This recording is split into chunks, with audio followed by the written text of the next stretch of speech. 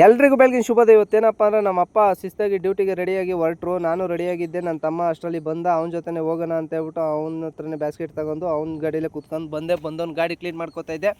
ಅಷ್ಟರಲ್ಲಿ ಬಾರಪ್ಪ ಲೋಡ್ ಐತೆ ಅಂತ ಅಂದರು. ನನಗಂತೂ ಕೇಳಿ ತುಂಬ ಖುಷಿಯಾಗೋಯ್ತು. ಅದೇ ಜೋಶಲ್ಲಿ ಹೋಗಿ ಗಾಡಿ ಹತ್ತದೆ ಹೊರಡೋಣ ಅಂತ ಹೇಳ್ಬಿಟ್ಟು ನೋಡಿದ್ರೆ ಡೋರೇ ತೆಗ್ದಿಲ್ಲ. ಆವಾಗ ಜ್ಞಾಪನ ಬಂತು, ಅಯ್ಯೋ ಡೋರೇ ತೆಗ್ದಿಲ್ಲ, ಡೋರ್ ತೆಗೀನ ಅಂತ ಹೋಗ್ಬಿಟ್ಟು ಬಂದ್ಬಿಟ್ಟು ಕ್ಲೀನಾಗಿ ಡೋರೆಲ್ಲ ತೆಗೆದ್ಬಿಟ್ಟು ಗಾಡಿ ಹಾಕೋಣ ಅಂತ ಹೊರಟೆ. ಸ್ವಲ್ಪ ಗಲೀಜಾಗಿತ್ತು, ಹುಡುಗರು ಕ್ಲೀನ್ ಮಾಡ್ಕೋತಾರೆ ಅಂತ ಹೇಳ್ಬಿಟ್ಟು ಬಂದವನೇ ಫಸ್ಟ್ನೇ ಪಾಯಿಂಟಲ್ಲಿ ಲೋಡ್ ಮಾಡ್ಕೊಂಡು ಇನ್ನೊಂದು ಪಾಯಿಂಟ್ಗೆ ಹಾಕು, ಎರಡನೇ ಪಾಯಿಂಟ್ಗೆ ಅಂತಂದರು.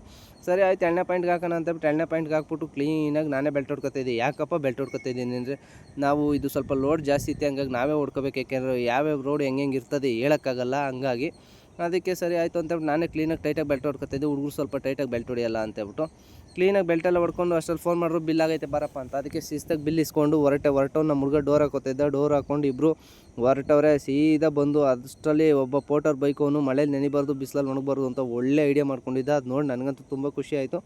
ಸರಿ, ಅಲ್ಲಿಂದ ಅದನ್ನೆಲ್ಲ ನೋಡ್ಕೊಂಡು ಸೀದಾ ಬಂದವರೆ ನೈಸ್ ರೋಡ್ ಹತ್ರ ಬಂದು ಸೈಡ್ಗೆ ಹಾಕ್ತೇನೆ ಹೇಳಲಿ. ಯಾಕಪ್ಪ ಅಂದರೆ ಅಣ್ಣ ಮುಂದೆ ಫುಲ್ಲು ಕಿಲೋಮೀಟ್ರ್ ಗಟ್ಟಲೆ ಜಾಮ್ ಐತೆ ಅಣ್ಣ, ಇವತ್ತೇ ನಿನ್ನ ಗಾಡಿ ಮೂವ್ ಆಗೋಲ್ಲ ಅಂತಂದರು. ಅದಕ್ಕೆ ಹೆಂಗೆ ಐತೆ ಸಿಚುವೇಶನು ಅಂತ ಬಂದು ನೋಡಿಬಿಟ್ಟು ಇವತ್ತಿಗೆ ಮೂವ್ ಆಗೋಲ್ಲ ಅಂತೇಳ್ಬಿಟ್ಟು ಸ್ವಲ್ಪ ಊಟ ಮಾಡೋಣ, ಹೆಂಗೆ ಬಂದರೂ ನೆರಳೈತೆ ನಿಮ್ಮದಿಗೆ ಆರಾಮಾಗಿ ಅಂತೇಳ್ಬಿಟ್ಟು ಕುತ್ಕೊಂಡು ಊಟ ಮಾಡಿ ಊಟ ಎಲ್ಲ ಕ್ಲೀನಾಗಿ ಮುಗಿಸ್ಕೊಂಡು ಹೊರಟೆ. ಇನ್ನೂ ಜಾಮ್ ಕ್ಲಿಯರ್ ಆಗಲಿಲ್ಲ.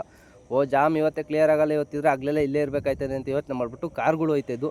ಅದಕ್ಕೆ ಆ ಕಾರ್ಗಳು ಹೋಗೋ ಜಾಗದಲ್ಲಿ ಹೋಯ್ತಿದ್ದೆ. ಫುಲ್ಲು ಕ್ರಾಸು, ಲೋಡ್ ಗಾಡಿ, ತುಂಬ ರಿಸ್ಕ್ ಇದೆ. ಈ ಥರ ರಿಸ್ಕ್ ತಗೊಂಡು ಹೋಗ್ಬಾರ್ದು, ಆದರೂ ರಿಸ್ಕಲ್ಲೇ ನಮಗೆ ರಿಸ್ಕ್ ಇರೋದು ಅಂತ ಹೇಳ್ಬಿಟ್ಟು ನಾನು ಹೊರಟೆ. ಯಾಕೆಂದರೆ ಗ್ಲಾಸೆಲ್ಲ ನಾನೇ ಬೆಲ್ಟ್ ಹೊಡ್ಕೊಂಡಿದ್ದೆಲ್ಲ ಟೈಟಾಗಿರ್ತದೆ ಅಂತ ಗೊತ್ತು. ನಾನು ಹೊಡ್ಕೊಂಡ್ಮೇಲೆ ಅದಕ್ಕೆ ಕ್ಲೀನಾಗಿ ಇಳಿಸ್ಕೊಂಡು ಕೆಳಗಡೆನೇ ಹೋಯ್ತಿದ್ದೆ. ಯಾಕೆಂದರೆ ಕಸ್ಟಮರ್ಗೆ ಬೇಗ ಗ್ಲಾಸ್ ಕೊಡಬೇಕು, ಅವ್ರು ಬೇಜಾರು ಮಾಡ್ಕೊಬಿಡ್ತಾರೆ ಅಂತೇಳ್ಬಿಟ್ಟು. ನೋಡಿ ಲೆಫ್ಟ್ ಸೈಡಲ್ಲಿ ಎಷ್ಟು ಗಾಡಿಗಳು ನಿಂತಿದ್ದಾವೆ, ಕಿಲೋಮೀಟ್ರ್ ಗಟ್ಟಲೆ ನಿಂತು. ಸರಿ ಆಯಿತು ಅಂತೇಳ್ಬಿಟ್ಟು ಅಲ್ಲಿಂದ ಬಂದವನೇ ಅನ್ಲೋಡ್ ಪಾಯಿಂಟಿಗೆ ಬಂದರೆ ಇಲ್ಲಿ JCB ಗುಂಡಿ ತೆಗಿತಿತ್ತು. ನನಗೆ ಅದು ನೋಡಿ ಫುಲ್ಲು ಬೇಜಾರಾಗೋಯ್ತು. ಅಷ್ಟೊಂದು ಕಷ್ಟ ಬಿದ್ದು ಬಂದು ಇಲ್ಲಿ ನೋಡಿದ್ರೆ ಇನ್ನೂ ಆಗಿಲ್ಲ ಅಂತ ಹೇಳ್ಬಿಟ್ಟು ಸರಿ ಆಯಿತು ಕೂತ್ಕೊಂಡು ವೆಯ್ಟ್ ಮಾಡ್ತಾಯಿದ್ದೆ. ವೆಯ್ಟ್ ಮಾಡ್ಬೇಕಾದ್ರೆ ಕಸ್ಟಮರ್ ಫೋನ್ ಹಾಕಿದ್ರು, ಬಾರಪ್ಪ ಒಳಿಕೆ ಅಂತ ಅಂದರು. ಸರಿ ಆಯಿತು, ಗುಂಡಿಯೆಲ್ಲ ಮುಚ್ಚಿದ್ರು. ಮುಂದೆ ಬಂದು ನೋಡಿದ್ರೆ ನನಗೆ ಬೇಜಾರಾಗೋಯ್ತು. ಯಾಕಪ್ಪ ಅಂದರೆ ಈ ರೋಡಂತೂ ಫುಲ್ಲು ಅಧ್ವಾನ ಆಗೋಗಿತ್ತು. ಏನು ಮಾಡೋಂಗಿಲ್ಲ, ಕೆಲವೊಂದು ಸೈಟ್ ಹತ್ರ ಹೋಗಿತ್ತವು ರೋಡ್ ಹಂಗಿರ್ತದೆ. ನನಗೆ ಇನ್ನೇನು ಭಯ ಇಲ್ಲ, ಟೈರ್ದೇ ಭಯ. ಈ ಥರ ಕಲ್ಗಳು ಏನಾದ್ರು ಟೈರ್ ಚುಚ್ಚಿಬಿಟ್ರೆ ಟೈರೇ ಹೊಡೆದೋಗ್ಬಿಡ್ತದೆ. ಆದರೂ ಪರವಾಗಿಲ್ಲ, ರಿಸ್ಕ್ ತಗೊಂಡು ಹೋಗೋಣ ಅಂತ ಹೇಳ್ಬಿಟ್ಟು ಕ್ಲೀನಾಗಿ ನಿಧಾನಕ್ಕೆ ಹೋದವನೇ ಅನ್ಲೋಡ್ ಪಾಯಿಂಟ್ಗೆ ಹಾಕ್ಬಿಟ್ಟು ಅನ್ಲೋಡ್ ಮಾಡಿಕೊಡ್ರಿ ಅಂತ ನಿಂತ್ಕೊಂಡೆ. ಸರಿ ಆಯಿತು ಅಂತೇಳ್ಬಿಟ್ಟು ಅವರು ಪಾಪ ಬೇಗ ಅನ್ಲೋಡ್ ಮಾಡ್ಕೊಂಡ್ರು. ಅಲ್ಲಿಂದ ಸೀದಾ ಬಿಟ್ಟವ್ರೆ ಮನೆ ಕಡೆ ಹೊರಡೋಣ ಅಂತ ಹೊರಟು. ಅಷ್ಟರಲ್ಲೇ ಮಳೆ ಸ್ಟಾರ್ಟ್ ಆಗೋಯ್ತು.